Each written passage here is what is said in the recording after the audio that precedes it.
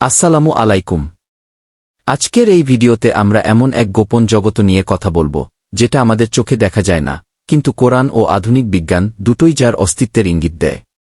আমরা জানি এই দৃশ্যমান জগতের বাইরে আরেকটি জগৎ আছে, যাকে বলা হয় আলমে গায়েব বা অদৃশ্য জগৎ। এই জগতেই রয়েছে ফেরেশতা, জিন বা এমন অনেক কিছু যার অস্তিত্বে আমরা বিশ্বাস করি, কিন্তু দেখতে পাই না। কিন্তু বিজ্ঞানের দিক থেকে যদি দেখি, আধুনিক পদার্থবিজ্ঞান বলছে আমরা যে তিনটি স্পাচিয়াল ডাইমেনশন লেন্থ, ওয়েইট, হাইট এবং একটি টাইম ডাইমেনশন দেখি, তার বাইরেও আরও ডাইমেনশন থাকতে পারে। থিওরি অব স্ট্রিংস অনুযায়ী এই মহাবিশ্বে 10 বা 11টি ডাইমেনশন থাকতে পারে, যেগুলোর বেশিরভাগই আমাদের কাছে অদৃশ্য। এখন প্রশ্ন আসে, এই অদৃশ্য ডাইমেনশনগুলোতেই কি জিন বা ফেরেশতারা বসবাস করে? সূরা ফাতির আয়াত 1, সমস্ত প্রশংসা আল্লাহর, যিনি আকাশমণ্ডলী ও পৃথিবী সৃষ্টি করেছেন এবং ফেরেশতাদের দূত করেছেন, যাদের ডানায় 2, 3 বা 4 থাকে গি। এ থেকে বোঝা যায় ফেরেশতারা এক ধরনের আলাদা সত্তা, যাদের গঠন আমাদের মতো নয়। আবার সূরা জিনে বলা হয়েছে, আমি জিন ও মানবজাতিকে শুধুমাত্র আমার ইবাদতের জন্য সৃষ্টি করেছি গি। জিন আমাদের মতো বুদ্ধিমান, কিন্তু তারা আমাদের চোখে পড়ে না। এখন প্রশ্ন, এই দেখার সীমাবদ্ধতা কেন? কারণ আমরা ইলেকট্রোম্যাগনেটিক স্পেকট্রাম এর খুব সামান্য একটা অংশই দেখতে পাই। ইনফ্রারেড, আল্ট্রাভায়োলেট, এক্স-রে এইসব দেখা যায় না, অথচ ওগুলো অস্তিত্ব রাখে।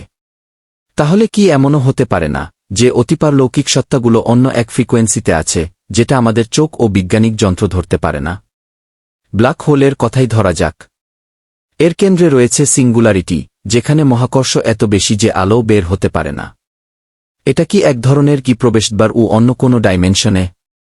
সূরা তাকবীরে বলা হয়েছে, যখন নক্ষত্রগুলো মিলিয়ে যাবে, অনেকে এর ব্যাখ্যা দিয়েছেন ব্ল্যাক হোল ফরমেশন হিসেবে।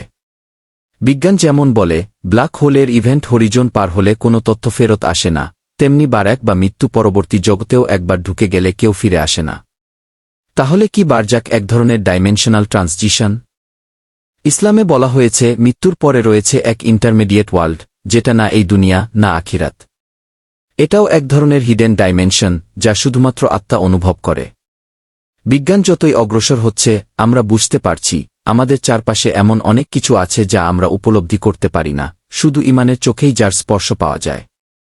আল্লাহ কোরআনে বলছেন, তোমাদের জ্ঞান দেওয়া হয়েছে খুব সামান্য গি। সূরা ইসরা আয়াত 85। এই গায়েবী জগত, হিডেন ডাইমেনশন সবই মহান সৃষ্টিকর্তার কুদরত। আমাদের দায়িত্ব বিশ্বাস রাখা, অনুসন্ধান চালিয়ে যাওয়া এবং আমানকে মজবুত করা। আসুন আমরা সেই অদৃশ্য জগতের প্রতি ঈমান আনাই, যেটা দেখতে না পেলেও সত্য। জাযাকাল্লাহু খাইরান। এই ছিল আজকের আলোচনার শেষ অংশ।